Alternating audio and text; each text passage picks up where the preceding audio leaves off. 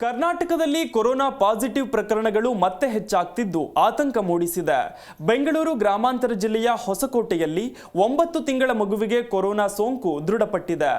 ಇನ್ನು ಮೇ ತಿಂಗಳಲ್ಲಿ Covid positive ಪ್ರಕರಣಗಳ ಸಂಖ್ಯೆ ಹೆಚ್ಚಾಗ್ತಿದೆ.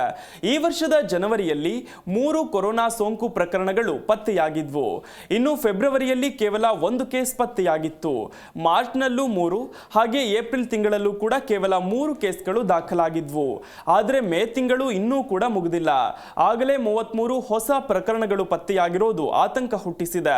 ಅಲ್ಲದೆ ಜಗತ್ತಿನ ಹಲವು ದೇಶಗಳಲ್ಲಿ ಕೋವಿಡ್ ಪಾಸಿಟಿವ್ ಪ್ರಕರಣಗಳು ಹೆಚ್ಚಾಗ್ತಿವೆ. ಚೀನಾ, ಆಗ್ನೇಯ ಏಷ್ಯಾ ಭಾಗ, ಹಾಂಗ್ಕಾಂಗ್, ಸಿಂಗಾಪುರ ಮತ್ತು ಥೈಲ್ಯಾಂಡ್ನಲ್ಲಿ ಕೊರೋನಾ ಪ್ರಕರಣಗಳ ಏರಿಕೆ ಕಂಡುಬಂದಿದೆ. ಭಾರತದಲ್ಲಿ ಸದ್ಯ ಸಕ್ರಿಯ ಕೋವಿಡ್ ಕೇಸ್ಗಳ ಸಂಖ್ಯೆ 257 ಇದೆ. ಈ ಪೈಕಿ ಬಹುತೇಕ ಸೋಂಕಿತರು ಸೌಮ್ಯ ಲಕ್ಷಣಗಳನ್ನು ಹೊಂದಿದ್ದು ಆಸ್ಪತ್ರೆಗೆ ದಾಖಲಾಗುವ ಅಗತ್ಯವಿಲ್ಲ. ಹೀಗಾಗಿ ಆತಂಕ ಬೇಡ, ಎಚ್ಚರವಿರಲಿ ಸಾಕು ಅಂತ ಕೇಂದ್ರ ಆರೋಗ್ಯ ಇಲಾಖೆ ಸಲಹೆ ನೀಡಿದೆ. ನಮ್ಮಲ್ಲಿ ಪ್ರಕರಣಗಳ ಸಂಖ್ಯೆ 300 ಕೂಡ ದಾಟದಿರೋದ್ರಿಂದಾಗಿ ಕಳವಳ ಪಡುವ ಅಗತ್ಯವಿಲ್ಲ.